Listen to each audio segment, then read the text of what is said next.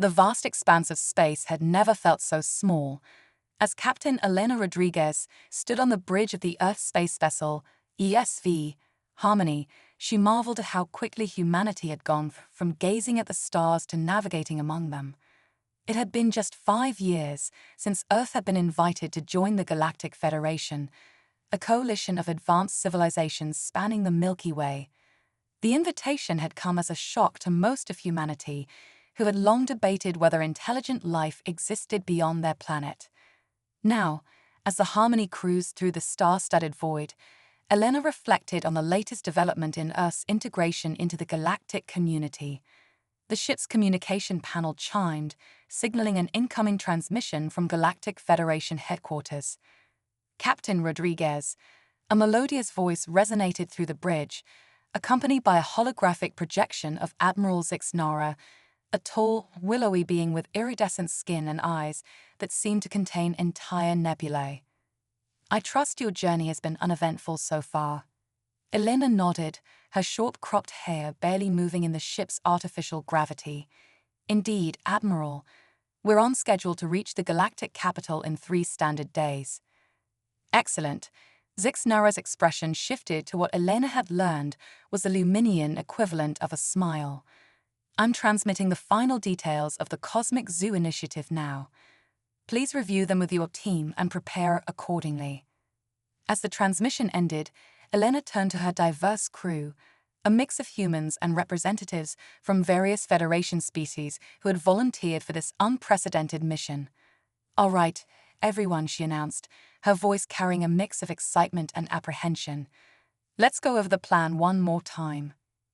Dr. Amelia Chang, the ship's, stepped forward, her dark eyes gleaming with enthusiasm.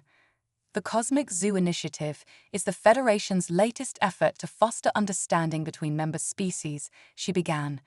"Each world has been invited to showcase a selection of their non-sentient life forms in a grand exhibition on the capital planet. And we've been tasked with representing Earth," added Commander Jack O'Neill, his Irish brogue adding a musical lilt to his words. "Talk about pressure." Elena nodded, a wry smile playing on her lips.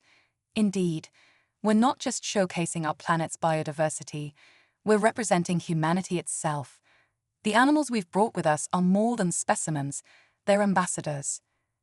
The crew's attention turned to the specialized containment units lining the walls of the cargo bay, visible through the bridge's rear viewport.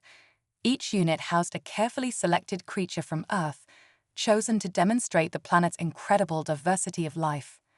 "Let's review our ambassadors, shall we?" Elena suggested, gesturing to Dr. Chang. Amelia brought up a holographic display showcasing each of the animals they had brought along. "We have a balanced representation of Earth's ecosystems," she explained. "From the oceans, we have a giant Pacific octopus and a pod of bottlenose dolphins. For land animals, we've brought an African elephant, a red kangaroo, and a pair of grey wolves.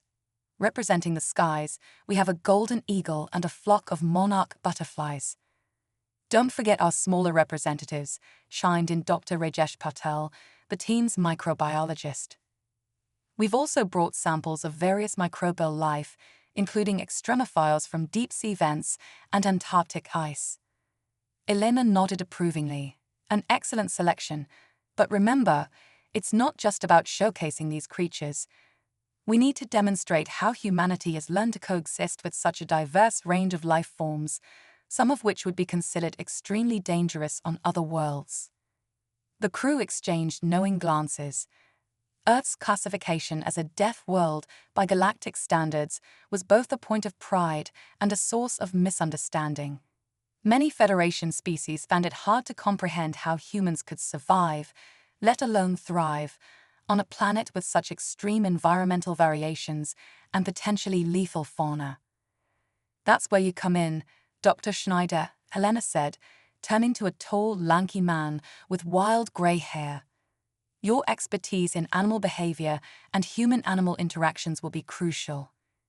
Dr. Klaus Schneider nodded, his blue eyes twinkling behind round spectacles. "Indeed, Captain. I've prepared demonstrations to show how humans have formed symbiotic relationships with various species. From working animals like dogs and horses to conservation efforts for endangered species, will show that Earth's biodiversity is not just a challenge to overcome, but a precious resource to protect and nurture. As the crew continued to discuss the finer points of their mission, Elena couldn't help but feel a swell of pride. They were about to present a side of humanity that the rest of the galaxy had yet to fully appreciate, not just their adaptability and resilience, but their capacity for empathy and coexistence with other life forms. The journey to the galactic capital passed quickly, filled with last-minute preparations and care for their animal passengers. When they finally arrived, the sight took their breath away. The capital planet, Harmonix Prime, was a shimmering jewel suspended in space, its surface a mesmerizing tapestry of colors that seemed to shift and dance as they approached. As the Harmony began its descent towards the planet's surface, Elena addressed her crew one final time. "Remember," she said, her voice filled with determination, "we're not just showcasing Earth's creatures. We're demonstrating humanity's spirit, our curiosity, our adaptability, and our profound connection to the life that shares our world. Let's show the galaxy what it truly means to be from Earth." With a chorus of affirmations, the crew of the Harmony prepared for landing, ready to unveil Earth's wonders to the waiting galaxy. Little did they know that their journey was about to take an unexpected turn, one that would challenge their ingenuity and reshape the galaxy's understanding of life itself. The Grand Exhibition Hall of Harmonix Prime was a marvel of alien architecture, its crystalline dome stretching impossibly high, refracting the light of 3 suns into a kaleidoscope of colors. As Captain Elena Rodriguez led her team through the bustling crowds of diverse alien species, she couldn't help but feel a mix of pride and trepidation. Their section of the exhibition, dubbed Terran Marvels, had drawn significant attention even before its official opening. Whispers and curious glances followed the human delegation as they made final preparations. Many of the alien visitors seemed both fascinated and wary, their body language, as varied as their physiologies, betraying a complex mix of emotions. "Remember," Elena murmured to her team, "we're not just presenting animals. We're showcasing the very essence of Earth's biodiversity and our relationship with it." As the official opening ceremony commenced, representatives from hundreds of worlds gathered around a central stage. Admiral Zixnara, resplendent in ceremonial attire that seemed to shimmer with its own inner light, stepped forward to address the assembly. Esteemed delegates and honored guests, the Admiral's voice resonated through the hall. "We gather here to celebrate the rich tapestry of life that our galaxy nurtures. Each world represented here has a unique story to tell through its fauna. Today, we have the privilege of witnessing the unveiling of one of our newest members' biological wonders, Earth." A ripple of excitement, and some apprehension, passed through the crowd. Earth's reputation as a deaf world had preceded it, and many were curious to see what kind of creatures could survive in such a supposedly hostile environment. Elena stepped onto the stage, her heart pounding but her voice steady. "Greetings, citizens of the galaxy. On behalf of Earth, we are honored to share with you a glimpse of our world's incredible biodiversity." With a gesture from Elena, the first display came to life. A massive holographic projection filled the air above the audience, showing the swirling blue waters of Earth's oceans. Suddenly, a giant Pacific octopus materialized, its tentacles unfurling in a hypnotic dance. Dr. Amelia Chang's voice carried over the gasps of the audience. The giant Pacific octopus, one of Earth's most intelligent invertebrates.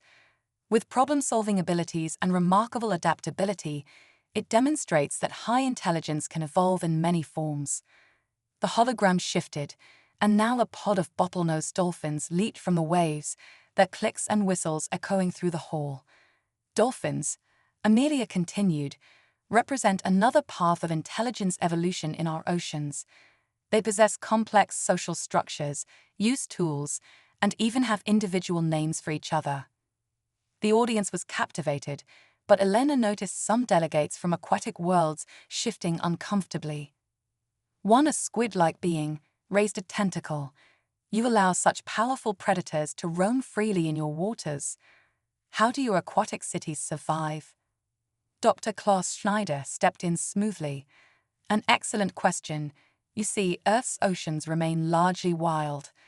Our cities are primarily land-based, and we've learned to coexist with marine life through careful management and respect for their habitats. This explanation seemed to both fascinate and perplex many delegates. The idea of leaving vast portions of a planet wild was clearly a foreign concept to some. The presentation continued, showcasing the majesty of the African elephant, the unique locomotion of the red kangaroo, and the pack dynamics of gray wolves. Each animal brought new waves of awe and questions from the audience. However, it was the demonstration of the golden eagle that caused the first real stir. As the holographic raptor soared overhead, its piercing cry echoing through the hall, several avian-like species in the audience recoiled in terror. "Please, remain calm," Elena urged, realizing too late that for some species, the eagle might appear as a terrifying predator. On Earth, eagles and humans have a complex history. While once feared, they are now symbols of freedom and strength. We've learned to admire their power from a respectful distance. This explanation did little to soothe the agitated delegates. Murmurs spread through the crowd, with words like dangerous and unstable ecosystem becoming increasingly audible. The situation threatened to escalate further when they unveiled the grey wolves. A delegate from Proxima Centauri b, a world known for its peaceful herbivore societies, stood up in protest. "You bring apex predators to a peaceful gathering. This is an outrage. How can any civilized species coexist with such beasts?" Elena felt the situation slipping out of control. She looked to her team, silently pleading for help. It was Dr. Rajesh Patel who stepped forward, his calm demeanor a stark contrast to the growing tension in the room. "Esteemed delegates," he began, his voice gentle but firm, "I believe we have an opportunity here to challenge our preconceptions. Yes, Earth's ecosystem may seem harsh by some standards, but it is this very harshness that has driven the incredible diversity and resilience of life on our world."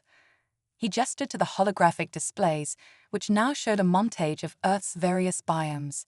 From the searing heat of deserts to the crushing depths of the oceans, from the frigid polar regions to the lush rainforests, life on Earth has adapted to every extreme. This adaptability, this tenacity, is what we humans have learned from our world. His words seemed to give the audience pause. Elena seized the moment to add, "We understand that some of Earth's life forms may seem threatening, but we've learned invaluable lessons from them. The teamwork of wolf packs inspired many of our social structures. The adaptability of octopi has influenced our problem-solving approaches. The migrations of butterflies taught us about perseverance and the interconnectedness of ecosystems." A new voice joined the conversation, a Vulcan philosopher known for their thoughtful insights. Perhaps they mused, their crystalline forms shimmering as they spoke, "We are witnessing not just the biodiversity of Earth, but a reflection of humanity itself. A species that has learned to thrive amidst challenges, to find strength in diversity, and to turn potential threats into sources of inspiration. Is this not the very essence of what our Galactic Federation strives to achieve?" This perspective seemed to resonate with many in the audience. The tension in the room began to dissipate, replaced by a new sense of curiosity and respect. As the presentation continued, Elena and her team found themselves engaged in deep discussions with delegates from across the galaxy. They explained Earth's conservation efforts, the concept of national parks, and how humanity had learned to balance progress with preservation. However, just as it seemed they had turned the tide of opinion, a commotion near the live animal enclosures caught everyone's attention. One of the grey wolves, agitated by the unfamiliar environment and the myriad of alien scents, had managed to slip out of its containment field. Panic erupted among the delegates as the wolf, confused and frightened, darted through the crowd. Elena's heart raced as she realized that this incident could undo all the progress they had made. The fate of Earth's standing in the galactic community now hung in the balance. with a very real, very unpredictable Earth predator on the loose. As chaos threatened to engulf the exhibition, Elena knew that the next few moments would be crucial. How they handled this situation would either confirm the galaxy's fears about Earth's dangerous nature or demonstrate humanity's unique ability to coexist with and understand their wild companions. With determination in her eyes, she signaled to her team. It was time to show the true meaning of humanity's connection to Earth's life. The exhibition hall had erupted into chaos. Delegates from across the galaxy scattered in panic as the escaped grey wolf darted between displays, its yellow eyes wide with fear and confusion. Shouts in 100 alien languages filled the air, punctuated by the crash of overturned equipment. Captain Elena Rodriguez's mind raced. This was a disaster unfolding in real time, threatening not just the success of the Cosmic Zoo initiative, but potentially Earth's standing in the Galactic Federation. She knew she had to act fast, but any wrong move could spell catastrophe. "Everyone, remain calm," she shouted, her voice cutting through the pandemonium. "Dr. Schneider with me. The rest of you, secure the other enclosures and keep the delegates safe." As her team sprang into action, Elena locked eyes with Dr. Klaus Schneider. The animal behaviorist nodded, understanding passing between them without a word. They had prepared for many contingencies, but this particular scenario was beyond anything they had imagined. "We need to isolate the wolf," Schneider said as they moved swiftly through the panicked crowd. "If we can create a quiet space, I might be able to calm it down." Elena nodded, her mind already formulating a plan. She tapped her communicator. "Amelia, can you use the environmental controls to create a barrier? Something to contain the wolf without harming it." Dr. Chan's voice crackled back, tight with tension. "On it, Captain. I'm rerouting power to the atmospheric fields now." As they navigated the chaos, Elena became acutely aware of the alien eyes upon them. Fear was the predominant emotion, but she also caught glimpses of curiosity and even hope among some of the delegates. They were watching to see how the humans would handle one of their dangerous creatures. Suddenly, a shimmering field of energy sprang to life, forming a rough circle in the center of the hall. The wolf, startled by the new development, leaped away from the nearest group of aliens and found itself enclosed within the barrier. "Excellent work, Amelia," Elena breathed. Now came the truly challenging part. Dr. Schneider stepped forward, his movements slow and deliberate. The wolf eyed him warily, its hackles raised. The entire hall seemed to hold its breath. "Easy now," Schneider murmured, his voice barely audible above the low hum of the energy field. "You're all right. No one's going to hurt you."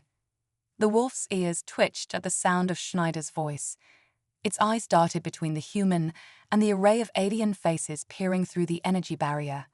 Elena held her breath, acutely aware that the next few moments could determine the fate of Earth's relationship with the galactic community.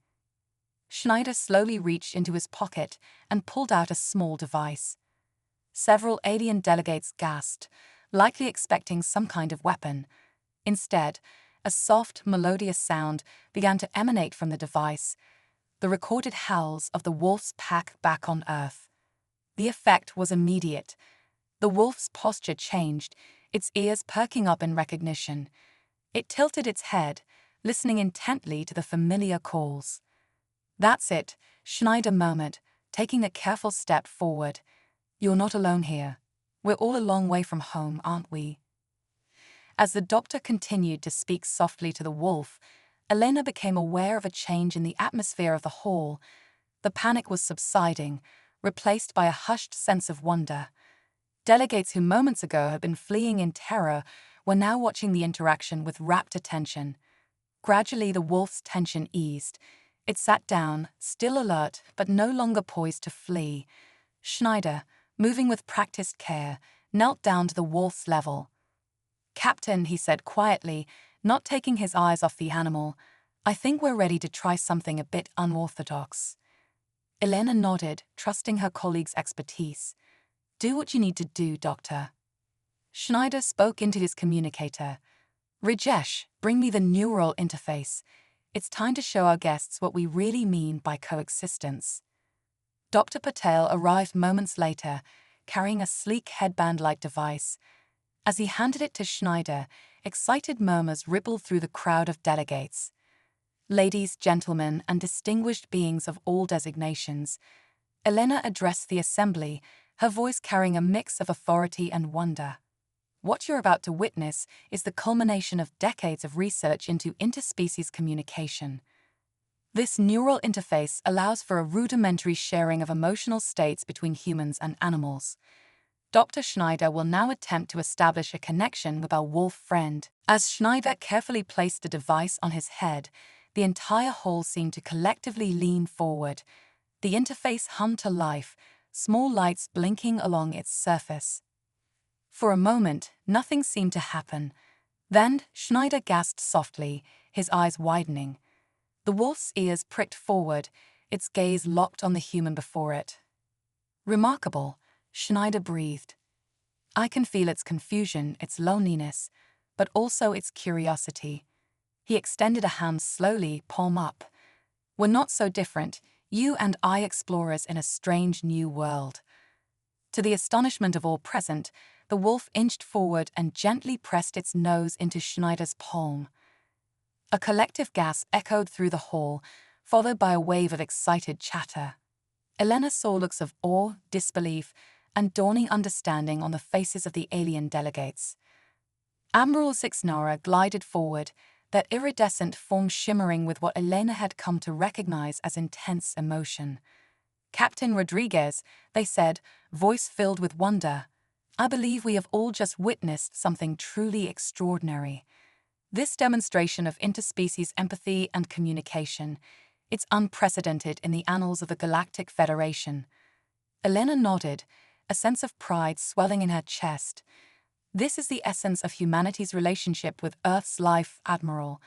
We've learned to bridge the gap between species, to find common ground even with creatures very different from ourselves. It's this ability that has allowed us to thrive on our challenging world. As Schneider continued to commune with the wolf, now completely calm, other delegates began to approach the energy barrier.